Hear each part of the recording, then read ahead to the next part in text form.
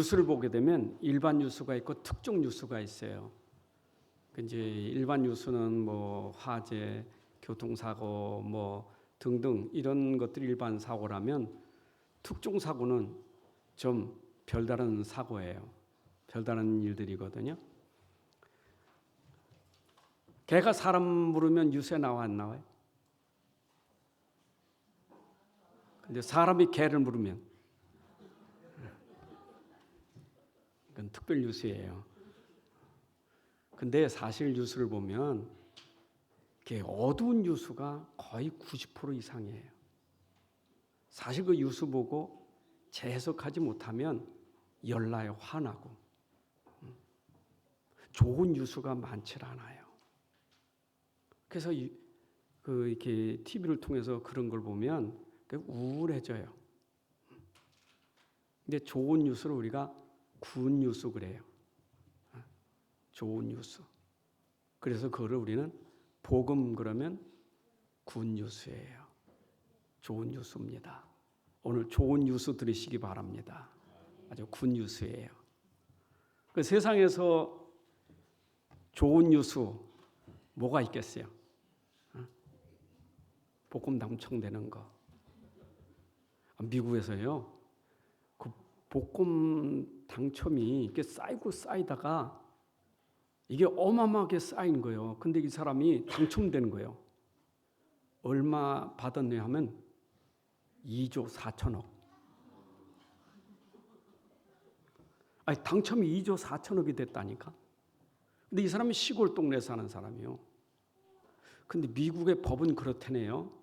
당첨되면 어느 동네 사느냐, 그 사람이 누구냐, 얼굴 이런 걸 다 알려야 된대. 이래가지고 이 사람의 모든 걸 다 인적을 알려버린 거예요. 그때부터 이 사람 얼마나 무서운지 그 사람 표현이 지옥 같다고 그랬어요. 아니 2조 4천억 이게 당첨되면 이게 천국 같아야 되지. 얼마나 불안한지 살 수가 없는 거예요. 그래서 이 사람 대문에다 써놨더라고. 접근 금지. 근데 동네 사람들은 이 사람의 평가가 이 사람이 참 좋은 사람이라고. 이 동네 떠나지 않았으면 좋겠다고. 근데 이 사람은 이제 동네를 떠나고 싶은 거예요. 근데 요즘에 그 뒤에 보니까 이 사람 어디 갔는지 행방불명이요. 여러분들이 아무리 좋은 거라도 그런 것들이 이게 좋은 게 아닐 수도 있는 거예요. 안 그렇습니까? 우리 주로 요즘 직장 들어가기 얼마나 좋습니까? 좋은 직장 들어가기 얼마나 좋습니까? 막 자랑하고 싶지. 인류대학교 들어갔다. 얼마나 자녀 자랑하고 싶습니까? 근데 오늘 생각해 보세요. 그것이 나하고 무슨 상관이 있어요? 나하고 상관이 없잖아요. 여러분 이 복음이라는 그 단어가 어디서 나오니 유래가 그 유앙겔리온이라는 그 헬라어 히브리 헬라어입니다. 헬라어. 근데 이것이 언제 나왔냐면 그 페르시아 군대하고 아테네 군대하고 전쟁할 때 그 아테네 군대는 이제 기마병의 이제 뭡니까? 기마 군대고 저쪽은 보병이었는데 이 10,000명의 기마병이 10만 명을 계곡으로 모아가지고 다 죽였어요. 근데 그 도시가 전장터고 떨어진 도시가 몇 킬로냐면 42.19km예요. 그래서 그때 병사 하나가 그 소식을 아테네에 알려주려고 뛴 거죠. 달린 거지. 그 거리가 42.19km예요. 그럼 뭐죠? 마라톤이에요. 뛰어와서 아테네 시민이요, 우리가 승리했습니다 하고 죽어버렸어. 그래서 그걸 기념하여 그때부터 마라톤이 생겼다고 합니다. 그때 그 단어가 승리했습니다. 그 전해준 소식이 바로 복음이에요. 기쁜 소식이다. 여러분들에게 이 얘기를 들으면 그 얘기가 나하고 무슨 상관이 있냐고요. 나하고 상관돼야 될 거 아니에요. 그래야 나에게 기쁜 소식이 돼야 되죠. 복음은 나에게 기쁜 소식이 돼야 돼요. 그래서 누가복음 2장 10절에 보게 되면 예수님 탄생이 나에게 기쁜 소식이요. 예수님 탄생은 나하고 관계돼 있어요. 아니 저분이 이스라엘 예루살렘에 오셨는데 나하고 무슨 상관이 있냐? 그런데 성경에 보니까 그분 탄생이 나하고 상관돼. 누가복음 2장 10절에 보니까 천사가 이르되 무서워하지 말라. 보라 내가 온 백성에게 미칠 큰 기쁨의 좋은 소식을 너에게 전하노라. 온 백성에게 미칠 큰 기쁨의 좋은 소식을 전하노라. 구주가 나셨으니 곧 그리스도 예수니라. 예수님 탄생한 것이 온 백성에게 미칠 큰 기쁨의 소식이다. 그리고 예수님의 부활이 또 기쁜 소식이에요. 예수님이 부활됐다는데 그게 우리 기쁨이요. 예수님 탄생이 기쁨이고 예수님의 부활이 기쁨이에요. 마태복음 28장 8절에 보니까 예수님 무덤에 찾아갔던 제자들이 부활의 주님을 만났어요. 그때 주님이 말씀하셨거든요. 그 여자들이 무서움과 큰 기쁨으로 빨리 무덤을 떠나 제자들에게 알리려고 다름질했어요. 큰 기쁨으로 빨리 달려갔다. 왜? 부활의 주님을 만났으니까 너무 기뻐서 그걸 제자들에게 알리려고 달려갔다. 부활이 큰 기쁨의 소식이에요. 예수님 탄생이 큰 기쁨의 소식이라면 예수님의 부활이 큰 기쁨의 소식이에요. 또 하나 기쁜 소식이 있어요. 그 기쁜 소식이 뭐냐?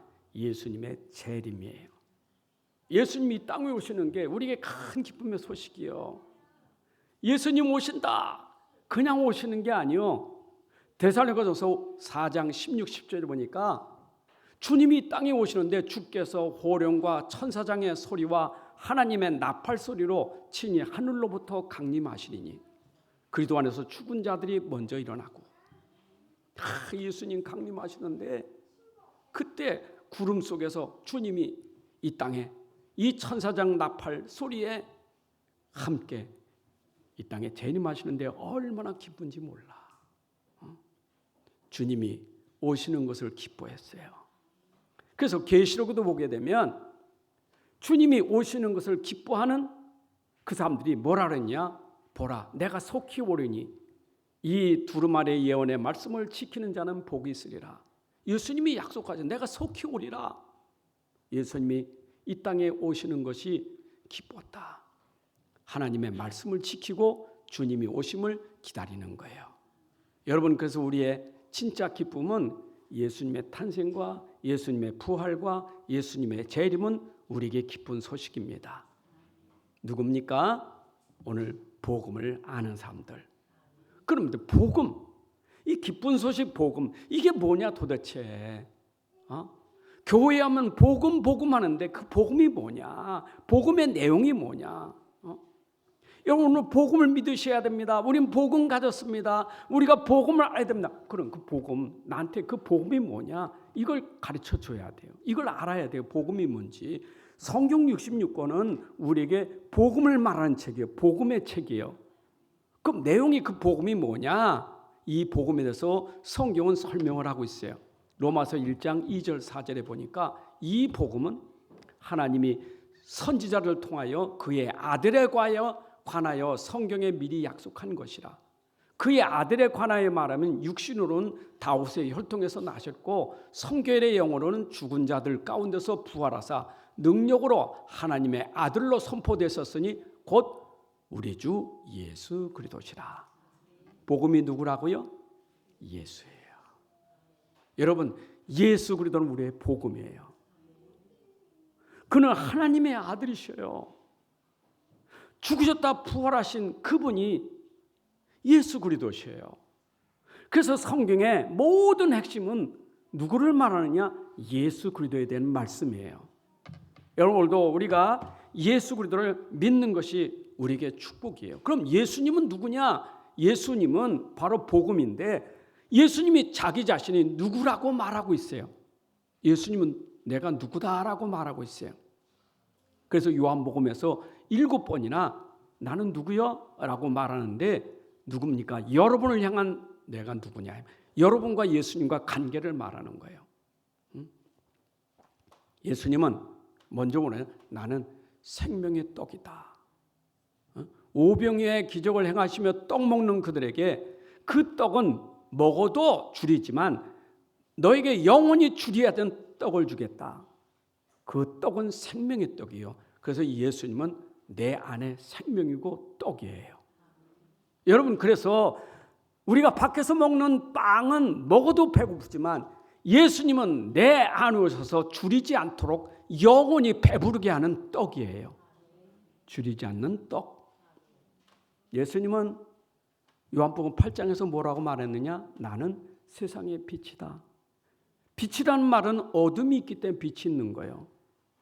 어둠에 나는 빛이다. 그래서 예수님은 어둠 속에 빛으로 오셨는데 내가 전에 어둠이더니 그 빛이 내 안에 임하여서 빛의 자녀가 된 거예요. 전에는 어둠이더니 이제는 빛의 자녀가 되었다.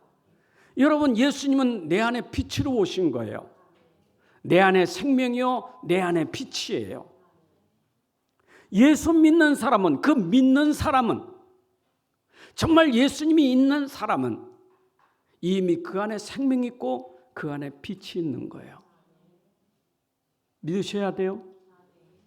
요한복음 10장에서 말했어요. 나는 양의 문이다. 나는 선한 목자다. 그 말은 양과 목자는 분리될 수가 없는 거예요. 목자 없는 양은 유리방황하다가 죽어요. 그래서 목자 양은 반드시 함께 해야 돼. 근데 나의 목자는 누구냐? 예수님이다. 나는 누구? 양이다. 여러분들, 나의 목자시는 예수님이 우리 양들을 지키고 보호하고 있는 거예요. 그래서 다윗은 양치면서 이걸 깨달은 거예요. 나의 목자가 되시는 여호와, 내가 부족함이 없다. 여러분들, 목자 되시는 그리스도가 우리 안에서 우리를 지키시고 보호하시고 인도하고 계신 거예요. 여러분들 지키시는 줄로 믿습니다. 보호하시는 줄로 믿습니다. 어디에서? 내 안에서. 여러분 안에서. 그게 믿음이에요. 우리가 예수 믿는다는 말은 예수님이 저기 어디에 하늘나라에 있는 게 아니고 그분이 내 안에서 주님으로, 생명으로, 떡으로 나를 지키시는 빛으로 함께 하시는 거예요. 그리고 나는 예수님이 우리의 문이에요. 양은 문이 있잖아요. 들어가고 나가는 문이. 여러분들의 문은 누구냐? 예수님의 문이에요.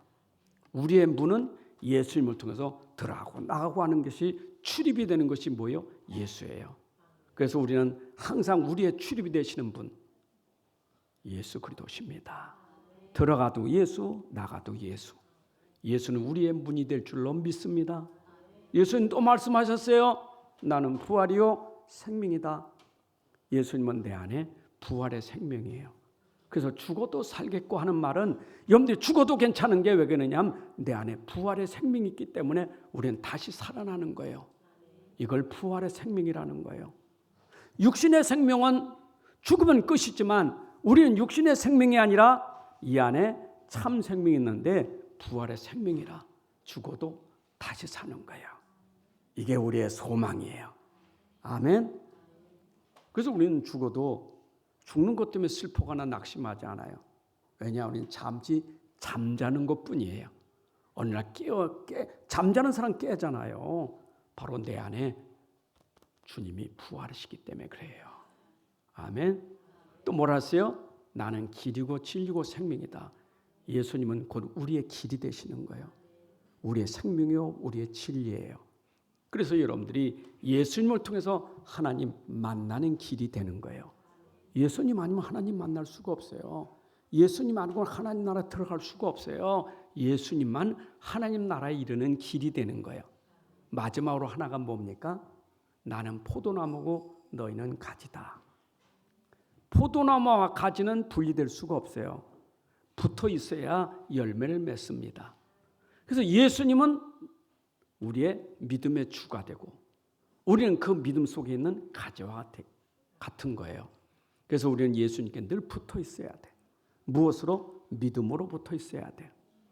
그러나 믿음은 안 되고 가지가 나무에 떨어져 있으면 아무것도 얻을 수가 없어요. 나를 떠나서는 너희가 아무것도 할 수 없다. 그래서 우리는 예수님께 붙어 있어야만 절로 열매를 맺는다. 자, 그러면 결론 났죠? 우리의 신앙은 어떤 신앙이 돼야 되겠습니까? 이제부터 우리는 그 능력을 믿는 믿음이 돼야 돼요. 내 안에 계신 분은 생명이고 빛이고 능력이신데 그럼 난 뭐 하면 되느냐? 믿기만 하면 되는 거예요. 그래서 내가 믿을 때 내가 가진 복음에 부끄러움이 없어야 돼. 로마서 1장 16절에 내가 가진 복음을 난 부끄러워하지 않는다. 내가 가진 이 복음은 모든 믿는 자에게 구원을 주시는 하나님의 능력이라.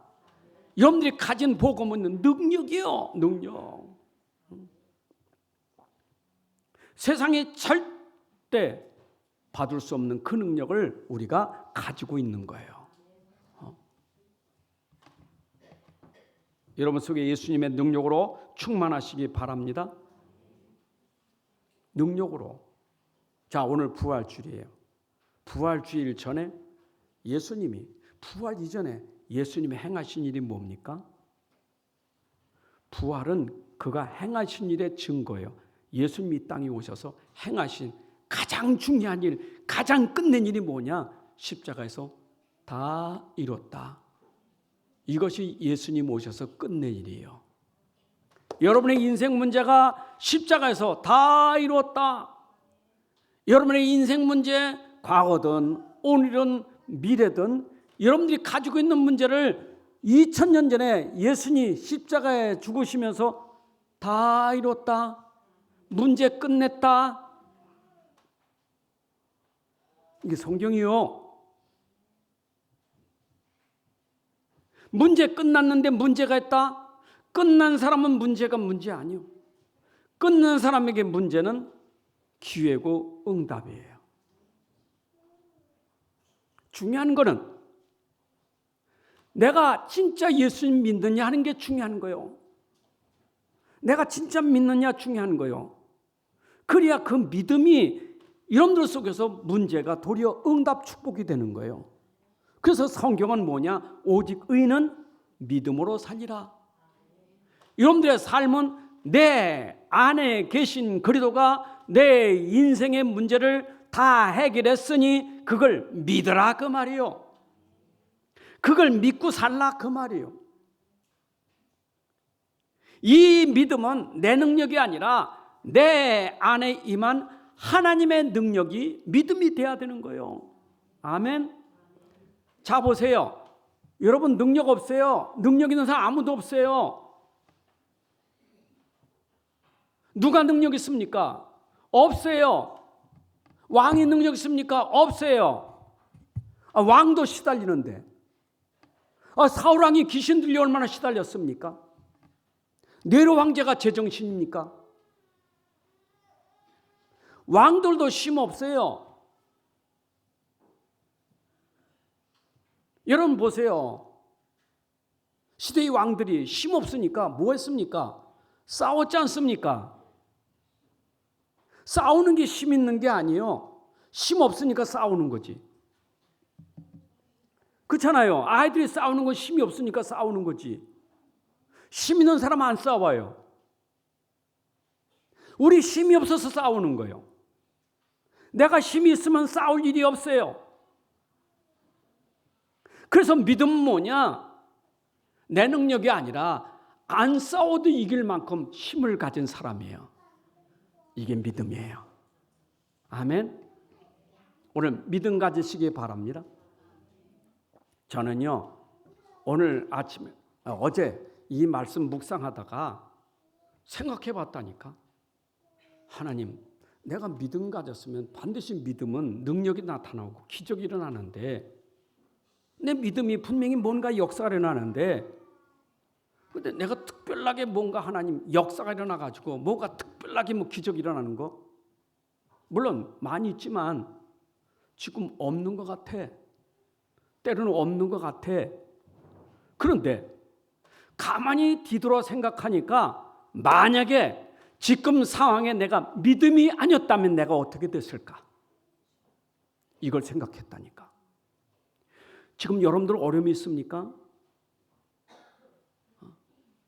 우리 장로님 들어오셨는데 아니 어려울 때 만약에 지금 어려운데 내가 믿음이 없다고 생각해 보세요. 여러분 반대로 생각해 보세요. 믿음이 없으면 어떻게 됐는가? 다른 게 있어요. 어려운데 내가 지금 여기 있다는 게 믿음이에요. 어려운데 내가 지금 산다는 게 믿음이에요. 다 어려우면 다 있지. 힘든 일 다 있지. 근데 이런 속에 내가 살아간다는 게 내 힘이 아니라 내 안에 그리스도가 계시기 때문이에요. 일단은 여러분들이 믿음 가지면 이기기 이전에 내가 먼저 무너지지 않는 믿음이 돼야 돼요. 흔들리지 않는 믿음이 돼야 돼요. 안 그래요? 하나님은 오늘도 여러분들에게 부활의 믿음을 통해서 흔들리지 않는 여러분들에게 은혜 주시려고 하는 거예요. 내가 흔들리지 않는 그릇이 되라 그 말이에요. 아멘.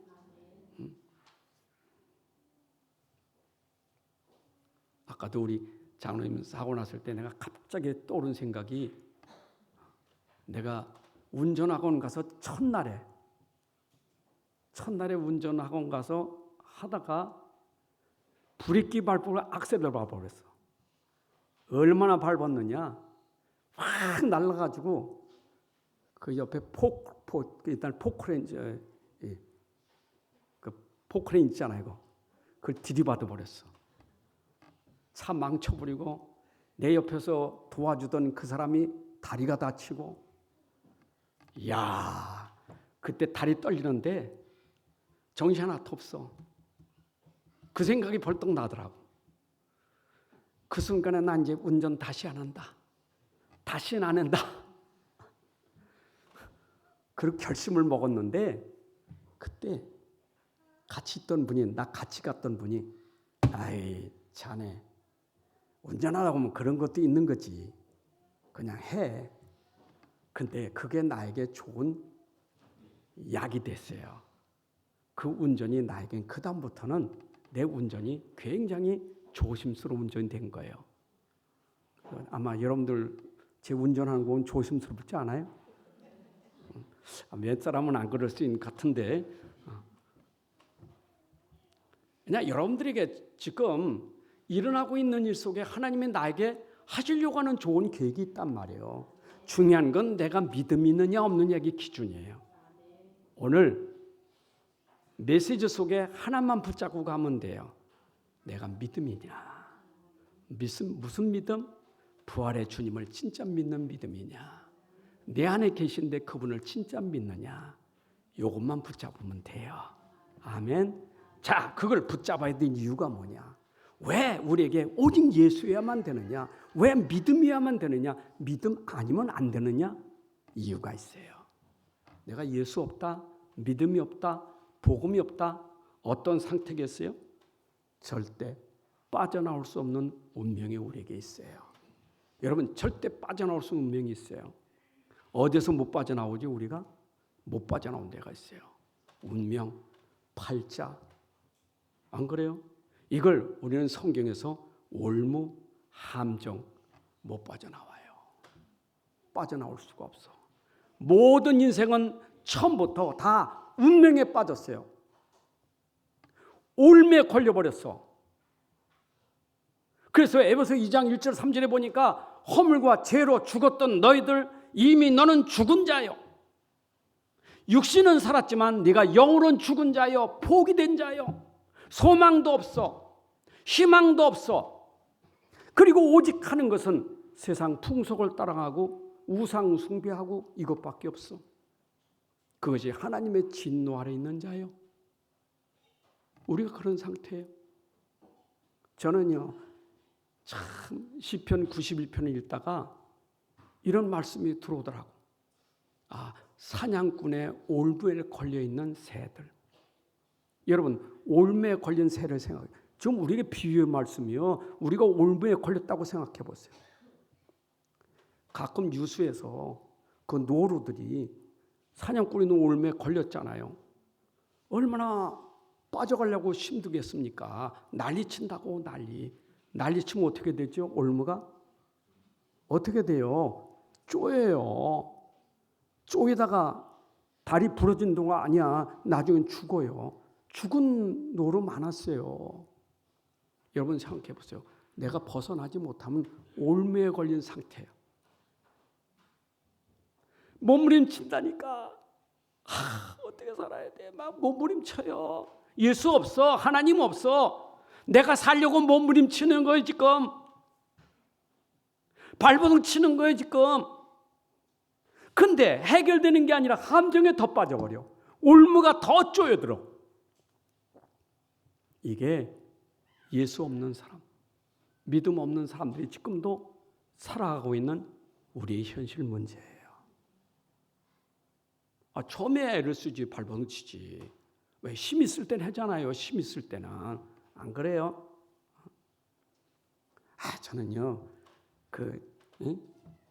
영접 메시지 전하다가 그 물고기 물 떠나는 거 있잖아요. 그거 생각만 하면 나도 그 생각하면 나도 모르게 그 상상이 돼. 물고기가 물을 탁 떠났을 때, 딱 떠나가지고 밖에 탁 떨어졌을 때 상상해 보세요. 얼마나 괴롭겠어요. 탁 뛰어났으니까 힘이 있으니까 얼만큼 뛸까? 많이 뛰겠죠. 벌떡벌떡 뛰겠죠. 그 힘 있는 거 뛸 거 아니요. 계속 그렇게 뛰어요. 뛸수록 어떻게 돼요? 나중에는 뛰다 어떻게 돼요? 바닥에 탁. 그러면 물도 없지, 힘들지. 입만 뻐끔뻐끔하고 있는 거예요. 뻐끔뻐끔. 여러분 생각해 보세요. 우리 인생이 하나님 떠나면 그 모습이에요. 말씀 떠나면 그 모습이에요. 내가 힘일 땐 뜁니다. 여기도 가보고 저기도 가보고 매달려 보기도 하고 막 빌기도 하고 나를 칩니다. 내가 아직 힘이 있으니까. 근데 안 돼. 나중엔 포기하는 거예요.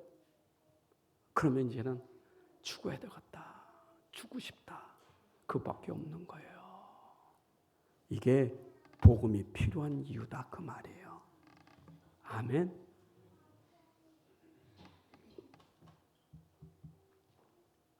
진짜 복음 이거 받아야 돼요. 진짜 믿어야 돼요. 믿어야 살아요. 근데 우리가 이런 상태에 있을 때 하나님이 우리를 사랑하사 은혜를 주신 거예요. 은혜의 복음을 주신 거예요. 우리가 아직 이런 상태에 죽어있을 상태에 하나님 우리를 살리려고 하나님이 은혜의 복음을 주신 거예요. 아까 에베소 2장 1절부터 3절에 허물과 죄로 죽었고 세상 풍속 따라다니고 하나님의 진노 아래에 있을 때에 2장 4절에 보니까 긍휼이 풍성하신 하나님이 우리를 사랑하신 그 큰 사랑을 인하여 허물로 죽은 우리를 그리스도와 함께 살리셨고 너희는 은혜로 구원을 받은 것이라. 여러분 우리가 이런 상태에 있을 때 하나님이 우리를 사랑하셔서 긍휼히 여기셔서 은혜를 주셨다고요. 그 은혜가 말씀이에요. 그 은혜가 말씀 속에 있는 복음이에요. 그 은혜가 복음의 비밀 예수 그리스도예요. 그래서 예수 그리스도는 뭐냐? 우리를 이 속에서 건져주시려고 구원해 주시려고 하나님이 보내신 사랑이에요. 그래서 우리는 그 은혜를 어떻게 하면 돼요? 믿기만 하면 되는 거예요. 그 은혜를 믿음으로 말미암아 구원 얻게 된다 그 말이에요. 그래서 에베소 2장 8절에 보니까 그 은혜에 의하여 믿음으로 말미암아 구원을 받았느니 이게 믿음이 돼야 돼요. 믿음이 돼야 돼. 믿음은 뭐요? 머리가 아니요 마음이지. 마음으로 믿어야 의이르고 입으로 시인하여 구원이 이루는데 마음이 믿어져야 돼. 마음이 안 믿어져. 그래서 하나님 우리에게 마음으로 믿어지도록 하나님이 성령을 통해서 마음을 열어주시고 여러분의 마음을 열어주시고 은혜를 받게 하신 줄로 믿습니다. 그래서 내가 믿어지는 것도 하나님의 은혜로 성령이 마음을 열어주셔야 믿어지는 거예요. 아멘. 그래서 내가 믿음이 됐다는 것이 하나님의 은혜고 이게 성령이 역사하신 거예요. 얼마나 감사한지 몰라. 저는 오늘 새벽에도 부활절 설교하면서 기적에 대한 얘기 아닙니까? 죽은 자가 살아났다 기적 아닙니까? 그 기적을 믿으라. 근데 그 기적을 믿는 믿음이 기적이 돼야 돼. 내가 그걸 믿는다는 것은 예수님 부활하신 것보다 더 큰 능력이요. 여러분들이 진짜 믿어졌다는 게 기적이라니까. 안 믿어지는 건 안 믿어져요. 아무리 말해도 안 믿어지는 거 어떻게? 마음에 닿질 않는 거 어떻게? 닿질 않아. 마음에 닿질 않아. 그런데 하나님의 성령이 이런 마음을 확 열어주셔가지고 아멘 하고 믿어지는 것이 은혜라니까요. 오늘 여러분 얼굴 보니까 은혜 받은 얼굴이에요. 내가 마음에 믿어져야 얼굴이 환해지는 거예요. 그렇잖아. 여러분 얼굴색 변화되는 게 그게 믿음이요. 내가 안 믿어질 때는 막 얼굴이 오만상이야. 막 아유 힘들어요. 못 살겠어요. 그런데 신기하지요. 믿음 들어가면 얼굴이 확 펴져버려. 문제가 해결된 것도 아니요. 문제는 여전히 있어. 근데 그 믿음이 나를 평안하게 만든다니까. 아멘. 야, 그러니 여러분 예수 믿는다는 게 얼마나 축복이요.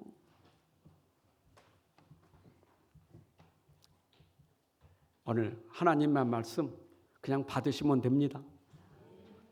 예수님 부활하셨다 그러면 받으시면 돼요. 따지지도 말고 묻지도 말고 그냥 믿으시면 돼요. 하나님 말씀인데 뭘 따집니까? 그래서 예수님의 이 복음은요, 사람이 생각하는 걸 초월하는 복음이요. 이건 우리 머리로 이해되는 복음이 아니에요. 머리로는 이해 안 돼. 그래서 복음에는 5가지 요소가 있는데 이 중에 한 개라도 빠지면 예수 안 믿는 거예요. 이 5가지는 반드시 믿어야 내가 예수 진짜 믿는 사람이요. 그 하나로 빠지면 그 이단이에요. 하나도 부인하면 이단이에요. 근데 우리 정통교회는 5가지를 진짜 믿는 사람이에요. 우리 교회가 정통교회가 되려면 이건 반드시 믿어야 돼. 첫 번째가 뭐죠? 예수님의 동정녀 마리아의 몸에서 탄생했다. 처녀의 몸에서 나셨다. 이게 참 여러분 마태복음 1장 18절에 예수 그리스도의 나심은 이러하니라 그의 어머니 마리아가 요셉과 약혼하고 동거하기 전에 성령으로 잉태됐다. 아니 처녀가 잉태의 아들을 낳다니까. 이 말이 여러분들 이해됩니까? 이거는 아무리 과학적으로 따져도 안 되는 거예요. 어떻게 처녀가 아기를 낳습니까? 결혼도 안 했는데 어떻게 낳냐고요. 그러니까 결혼이라는 단어는 취소하고 요새는 결혼 안 해도 동거에서 남은 자녀로 올라가니까. 그런데 중요한 것은 남자를 모르는 처녀가 어떻게 아기를 낳느냐고 이해 안 되잖아요. 그러니까 자꾸 부인하는 거예요. 그래서 저 여호와직이나 뭐 이상한 데서 자꾸 그걸 부인한단 말이에요. 초대도 그렇다니까. 예수님의 신성을 부인하는 거예요. 예수님은 처녀의 몸을 빌려서 잉태됐어요. 자, 이유. 왜 그렇게 돼야 되죠? 아담 안에 있는 모든 사람들은 다 죄인이에요. 우리 조상 아담을 통해서 씨로 연결된 사람은 아담 안에 다 죄인이에요. 그러면 다 죄인인데 죄 없는 분만 우리 죄 문제를 해결할 수 있는 거예요. 그래서 예수님은 죄 없이 오신 거예요. 베드로전서 1장 19절에 보니까 오직 흠없고 점없는 어린 양 같은 그리스도의 보배 피로 된 것이다. 여러분 구약에 제사 드릴 때도 그 제물은 흠이 없어야 돼. 흠 있으면 제사가 안 돼요. 그래서 흠 없는 어린 양을 가져와서 그 피로 우리 죄를 씻는 제사를 한 거예요. 근데 예수님 뭐예요? 죄 없으신 분이 우리 죄를 위해서 대신 죽으시기 위해서 그는 동정녀 말의 몸에서 나셨다. 굉장히 과학적이죠. 여러분 예수 안 믿어도 얼마나 과학적입니까? 영적 과학이잖아요. 비과학이 아니에요. 초과학이지. 하나님 말씀은 초요, 초과학. 자, 그러면 예수님의 두 번째는 십자가의 사건, 십자가에 죽으셨다. 여러분 보세요. 십자가에 죽었다는 것은 희생했단 말이에요. 우리 죄를 다 담당하고 죽으셨다. 그런데 거기 유효하는 것은 뭐죠? 우리 죄는 당연히 십자가에 우리가 짊어지고 죽어야 돼. 우린 죄인이요. 여러분 예수 십자가에 죽으실 때 좌우편에 죄진 강도들도 있었잖아요. 왜 좌우편에다 십자가 짊어진 죄수들이 있겠어요? 가운데 있는 너도 죄인이요. 우측에 좌측에도 있는 너도 죄인이요. 그거 아닙니까? 예수님은 죄 없으신 분이 죄로 죽으신 거예요. 그분이 누구 죄를 감당하고 죽으신 거예요? 우리 죄를 감당하시고 죽으신 거예요. 그러면 그분은 죄 없는 분인데 우리 죄를 대신 짊어지시고 죽으셨다. 이게 십자가예요. 자, 그러면 십자가에서 죽으시면서 뭐라 했어요? 내가 너희 죄를 다 해결했다. 예수님이 십자가에서 흘리신 피는 머리끝부터 발끝까지 여러분의 죄를 싹 씻어버리는 보혈의 피예요. 예수님의 피가 여러분의 죄를 씻은 줄로 믿습니다. 아멘. 제가 예수님 1974년도에 영접했는데 그때 영접할 때 제가 가슴에 팍 단 게 뭐냐? 바로 이거예요. 예수 십자가에서 가시관을 쓸 때 피가 흐르고 양손에 못을 박을 때 피가 흘리고 못에 발에 못 박힐 때 피가 흘리고 창 옆구리 찔릴 때 피가 나오고 그래서 머리, 창, 손, 발 흘린 피가 내 온통 모든 죄를 그 피가 싹 흘러가면서 내 죄를 싹 씻었다고요. 이게 내 믿음이 되니까 해방이 된 거예요. 걔가 영접할 때 나는 그게 얼마나 감사한지. 이야, 예수님이 그 흘린 피가 내 머리끝부터 발끝까지 다 용서해 주셨구나. 여러분 이게 믿음이에요. 아멘. 예수님 흘린 피가 우리 죄 때문이라니까. 자, 부활입니다. 이건 복음에 부활이 빠지면 십자가도 헛것이고 우리의 믿음 다 헛것이에요. 부활이 있어야 돼. 왜 부활이 돼야 되느냐? 그는 죽은 지 성경대로 죽으셔야 되고 성경대로 다시 살아나셨느니라 하면 성경의 말씀이 맞으려면 어떻게 됐어요? 성경대로 죽었다. 그러면 성경대로 살아나야 되는 거예요. 성경대로 다시 살아나신 분은 이 땅에 오직 예수밖에 없어요. 그래서 예수님은 하나님의 아들 그리스도가 된다는 말은 성경대로 우리 죄를 위하시고 그는 우리 죄를 위하여 죽으시고 다시 부활하셨다. 예수님의 부활은 우리 죄를 예수님이 해결하셨다는 증거가 부활이에요. 그게 믿음의 증거예요. 아멘. 그래서 고린도서 15장에는 만약에 예수님 부활 없으면 우리가 가장 불쌍한 사람이라는 거예요. 왜? 믿음이 헛거요. 예수 믿는 게 헛거잖아요. 부활도 안 되는 예수. 부활하셨기 때문에 내가 믿음이 헛것이 아니다 그 말이에요. 여러분 부활은 뭡니까? 십자가에서 예수님이 죽으신 것을 유효하게 만드는 것이 부활이에요. 예수님이 다 이루셨다. 그걸 맞게 만든 게 부활이라니까. 그래서 부활을 통해서 예수님이 십자가에서 내 문제 다 해결하셨다. 이걸 내가 사실적으로 확인하는 시간이에요. 아멘. 고린도서 15장 14절에 그리스도께서 만일 다시 살아나지 못하시면 우리가 전파하는 것도 헛것이고 너의 믿음도 헛것이라. 17, 19절에 보니까 그리스도께서 다시 살아난 일이 없으면 너의 믿음도 헛되고 너희가 여전히 죄 가운데 있을 것이고. 맞아요. 전파하는 것도 해. 여전히 죄 가운데 있는 거예요. 근데 예수님의 부활은 내가 죄에서 벗어났고. 아멘. 참 이런 축복 속에 있는 얼마나 감사해. 게다가 예수님의 부활은 나도 예수님처럼 다시 살아날 것이다. 고린도서 15장 20절에 그리스도께서 죽은 자 가운데서 다시 살아나사 잠자는 자들의 첫 열매가 되셨느니라. 예수님의 부활은 우리에게 부활의 소망을 주신 거예요. 아멘. 그래서 우리가 죽음을 두려워하지 않는 이유 뭐냐? 죽어도 나는 부활해서 하나님께로 갈 거니까. 이제 부활의 소망 있는 사람이 너무 어려움 당하면 그런 얘기했죠. 하나님 빨리 데려가세요. 저 천국 빨리 가고 싶어요. 근데 왜 안 데려가요? 여러분, 부활의 소망 있는 사람은 죽는 거 두려워하지 않아. 하나님 나 데려가 주세요. 나 세상 너무 힘들고 어려워요. 그냥 이런 고생 안 하고 하나님 앞에 가기를 원해요. 근데 안 데려가셔. 왜 안 데려가실까? 아직 사명이 있어. 그래서 안 데려가시는 거예요. 그러나 사명 마치면 주님이 부르시는 거야. 그때 오라 할 때는 내 사명을 마치면 가는 거예요. 아멘. 예, 목회자 사명이 그렇잖아요. 저의 사명도. 내가 이 사명을 마치면 하나님 부르셔요.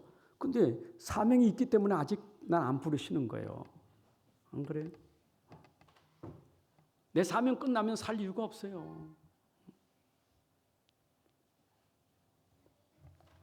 죄송합니다만 제 믿음이에요. 제 믿음. 옛날에 어떤 목사님이 목회 은퇴 끝나면 소망이 있대. 그래서 무슨 소망인가 그랬더니 이분은 미술을 그리는 분인데 이제 은퇴하면 저 산골짜기에 들어가서 미술 그린다는 거예요. 미술만. 아, 좋은 생각을 하셨구나. 그 남은 여생 미술 그리고 사는데 얼마나 좋겠어요. 자연을 드리고. 그래서 나도 내 은퇴 끝나면 나도 산속에 들어가서 뭐 할까.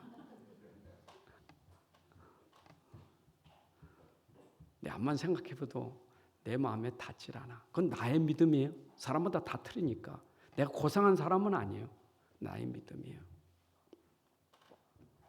주님 부르시는 그날까지 내가 하나님 앞에서 어떤 일이든지 사명을 감당하고 가야 된다. 부르시는 그날까지. 자, 그다음 또 중요한 게 있어요. 부활하신 주님은 지금 살아있다는 얘기예요. 부활하시고 다시 죽은 게 아니에요. 지금 살아계신 분이에요. 그래서 승천하셨다. 예수님은 승천하셨습니다. 하나님 나라로 올라가셨어요. 여러분, 구약에 올라간 사람 예수님의 그림자예요. 예수님의 모형이요.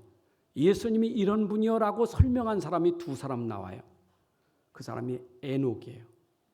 에녹은 창세기 5장 24절에 보니까 에녹이 하나님과 동행하시더니 하나님이 그를 데려가심으로 세상에 있지 아니하였더라. 하나님이 에녹을 데려가셨어요. 하늘로 들려 올라가게 하셨어요. 또 한 사람이 있죠. 엘리야입니다. 열왕기하 2장 11절에 두 사람이 길을 가며 말하더니 불수라 불말들이 두 사람을 갈라놓고 엘리야가 해오리 바람으로 하늘로 올라가더라. 그래서 엘리야나 에녹이나 예수 그리스도의 모형이에요. 그런데 실제 그분이 오셔서 그들처럼 하나님께로 올라가셨습니다. 마가복음 16장 19절에 주 예수께서 말씀을 마치신 후에 하늘로 올려지사 하나님 우편에 앉으셨느니라. 성경에 분명히 예수님은 하늘로 올라가셔서 하나님 우편에 계시다니까요. 그 우편에 계신데 어디냐? 거기가 보좌예요. 요한계시록 3장 21절에 그에게는 내가 내 보좌에 함께 앉게 하여 주기를 내가 이기고 아버지의 보좌에 함께 앉은 것 같이 예수님은 하나님 보좌 우편에 앉아 계십니다. 왜 보좌에 계시죠? 우리를 지금도 중보하는 자로, 우리를 지금도 기도하고 또 믿음 가진 사람들에게 하나님 만나는 중보하는 일에서 보좌 우편에 계신 거예요. 자, 여기서 중요한 것, 예수님은 아직 재림하시지 않고 보좌에 계십니다.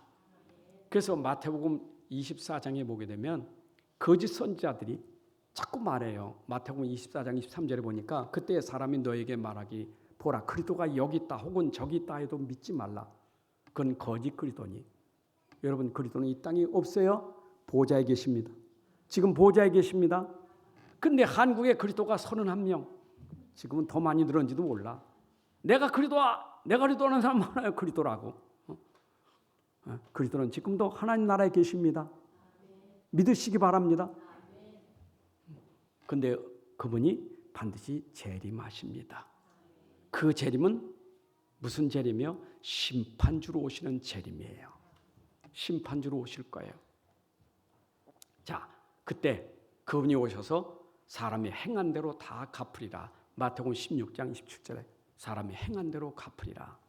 그리고 지금 그때 오실 때까지 우리에게 아이고 사람들이 말하죠. 가라지도 많고 알곡도 있고 저 가라지 뽑을까요? 예수님 말씀하기를 가라지 뽑다가 알곡까지 다치니까 내버려둬라. 마태복음 13장 30절에 가라지나 알곡이나 추수 때까지 함께 자라게 두라. 추수 때 내가 추수꾼들에게 말하기를 가라지는 먼저 코두어 불사르게 하고 불사르게 단으로 묶고 곡식은 모아 내 곡간에 넣으리라.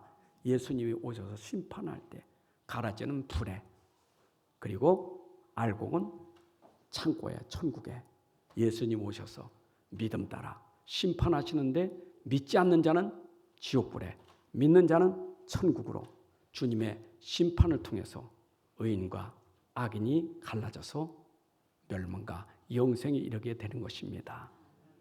지금 여러분들은 어디 앞에 서야 되느냐? 디모데후서 4장 1절에 하나님 앞과 살아있는 자와 죽은 자를 심판하실 그리스도 예수 앞에 서라. 여러분들은 지금 심판하실 주님 앞에 우리가 있어야 될 줄로 믿습니다. 자, 그러면 이 중에 이제 우리가 중요한 것은 특히 사건을 잘 보셔야 돼요. 여러분 사건을 놓치면 안 돼요. 성경의 사건이 중요합니다. 창세기 사건에도 그 사건 속에서 설명하는 게 사건 가지고 복음 설명하고 예수 설명하려고 사건을 준 거예요. 여러분 창세기에 4가지 사건 있잖아요. 예수 설명하려고 사건 준 거예요. 부활이든 재림이든 십자가든 예수 믿게 하려고 사건 준 거지 사건이 중요한 게 아니에요. 사건을 통해 설명하는 게 있는 거. 여러분에게 일어난 사건이 있잖아요. 여러분 문제는 전부 뭘 설명하려고? 복음 설명하려고 사건을 주시는 거예요. 내게 복음이 어떤 건지 나를 통해 설명하는 사건이에요. 아멘. 자, 그러면 예수님의 사건 중에 십자가 사건 여러분 아셔야 돼요.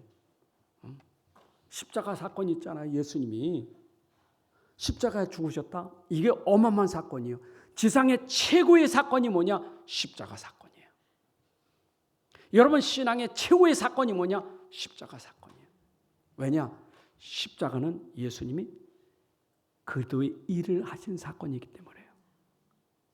누구의 일을 하셨다고? 그리스도의 일을 하신 거예요. 절대 여러분이 해결할 수 없는 사단 권세, 죄 권세, 지옥 권세를 꺾은 사건이 십자가 사건이에요. 십자가 볼 때마다 십자가를 통해서 해결할 수 없는 죄 권세, 사탄 권세, 지옥 권세, 근본의 영적 문제를 해결하셨다. 이게 십자가예요. 여러분 십자가 볼 때마다 이거 봐야 돼요. 십자가만 보지 말고 십자가 달고만 다니는 게 아니요. 목에다 걸고만 다니는 게 아니요. 십자가 사건을 통해서 내가 진짜 깨달아야 될 게 있다니까. 교회가 십자가만 달았다고 교회가 아니요. 안 그래요? 십자가 우상이 아니요. 십자가를 통해서 깨달아야 게 있다니까. 깨달아야 돼, 깨달아야 돼. 그 십자가를 통해서 도대체 해결할 수 없는 그 문제. 사단, 죄, 흑암, 저주, 재앙을 해결하셨다. 이게 믿음 되시기 바랍니다. 그리고 십자가 사건에 또 중요한 사건이 부활 사건. 다시 얘기합니다. 부활이 아니었다면 예수 십자가는 아무것도 아니에요. 그리스도의 일은 아무것도 아니에요. 우리 자랑이 뭐요? 예수님 부활하셨다. 왜냐? 내 인생 문제 다 해결하셨다. 나는 승리한 자다. 부활로 우리는 이미 승리한 자가 된 줄로 믿습니다. 어디에 승리했어요? 죄에서 승리했고 사단 권세 승리했고 지옥 권세 승리했습니다. 여러분 절대 십자가의 사건을 믿는 사람은 지옥 가요? 못 가요? 안 갈 거예요? 못 가는 거예요? 못 가요. 못 가. 안 가는 게 못 가요. 왜냐? 예수님이 그들의 일을 통해서 해방시켰기 때문에 해방받았기 때문에 갈 수가 없어요. 그래서 우리는 승리한 자가 되는 거예요. 이게 부활이에요. 그런데 중요한 것은 공생의 기간에 예수님이 십자가 부활 사건을 이뤘다면 그거는 서론이에요. 서론. 십자가 부활은 서론이에요. 본론이 있다고, 본론. 예수님이 왜 죽으셨어요? 왜 부활하셨어요? 이제 우리에게 진짜 본론을 주시려고 하는 거예요. 그 본론이 뭐냐? 오순절 사건이에요. 여러분 속에 성령이 임하고 성령이 충만해서 어디에 가서? 현장 가서 이 복음 전하는 전도가 되고 선교사가 되도록 하기 위해서 우리에게 십자가 부활의 믿음을 준 거예요. 자, 보세요. 여러분들이 진짜 예수님이 십자가에 죽으셔서 내 모든 문제 해결하시고 부활하셨다는 믿음이 있다면 현장 가서 내가 누릴 비밀은 뭐예요? 그리스도예요. 그래서 사도행전 사건은 부활하신 그리스도를 붙잡고 현장에서 기도했더니 하나님의 역사로 땅끝까지 증인된 거예요. 자, 다시 한번 정리합니다. 내가 세상 나가면 현장 가면 문제가 많아요. 참 문제 많아요. 어려움 많아요. 그런데 부활하신 그리스도가 지금 성령으로 함께 계십니다. 성령으로 함께 계십니다. 아멘. 함께 계신다니까. 문제 해답이 여기 있어요. 그분은 모든 문제 해결하신 능력이에요. 그러면 어떻게 하면 됩니까? 문제가 아직도 해결 안 돼. 내 안에 맞는데 문제가 해결 안 되는 거예요. 자꾸 이래저래 문제만 생겨. 근데 왜 믿는데 안 됩니까? 내 안에 답이란데 왜 안 됩니까? 그래서 방법을 주신 게 뭐냐? 믿음 가지고 그걸 누리면서 때까지 기다려라. 어느 때까지 기다려라? 하나님 나라의 일이 이루어질 때까지 기다려라. 믿고 기다리면 하나님 나라의 일이 일어납니다. 하나님 나라의 일이 일어날 때까지는 내가 붙잡은 그리스도를 붙잡고 인내하고 기다리셔야 돼. 기다리셔야 돼. 제가 이걸 적용해 보니까 참 사람이 굉장히 조급하고 초조하고 불안한 상태라는 것을 알게 돼요. 앞으로 일주일 남았어. 일주일 남았잖아요. 분명히 일주일이면 돼, 일주일. 근데 지금부터 일주일을 끌어다가 불안한 거예요. 끌어다가 불안하다니까. 아직 일주일 남았어. 끌어다가 불안한 거예요. 하나님 나라가 안 되는 거예요. 하나님 믿습니다. 그거 해결해야죠. 내가 안다. 내가 한다. 여러분, 우리는 얼마나 사람이 초조하냐. 일주일 정도가 아니라 몇십 년 후에 심지어 죽은 다음에 내 자식까지도 끌어다가 다 하고 살고 내 걱정도 모자라서 동네방 내 걱정 다 하고 살고 무슨 나라의 대통령 된 것처럼 나라 걱정 혼자 다 하고 앉아있고 참 인간이요. 믿음이 안 돼. 여러분 속에 진짜 그리스도가 믿어진다면 하나님 나라가 임할 때까지 나는 기도하는 거예요. 하나님 나라 일 알지요? 어둠이 물러간다 이 말이에요. 흑암이 꺾인다 그 말이에요. 하나님 나라가 임했다는 것은 하나님 통치하신다 그 말이에요. 하나님 통치하시면 하나님 역사하신다 그 말이에요. 어디까지 역사하실까? 여러분 땅끝까지 여러분 평생 역사하실 줄로 믿습니다. 결론입니다. 진짜 여러분들 믿습니까? 야, 진짜 예수님의 부활을 믿는가? 그냥 믿으세요. 설명할 수가 없어.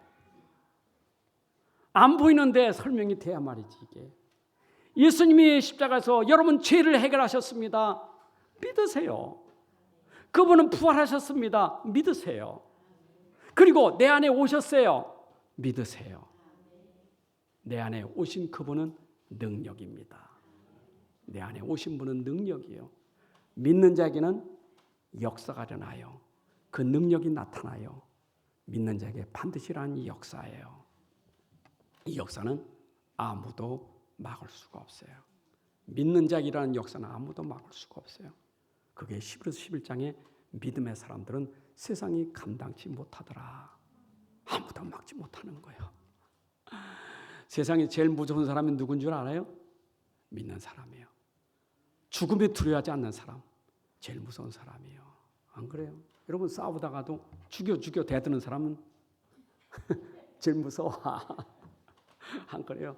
옛날에 땅고추가 무섭다는 얘기 있죠? 키는 크더란데 말이야. 키는 조그만 사람이 죽여 매달리면 큰 사람도.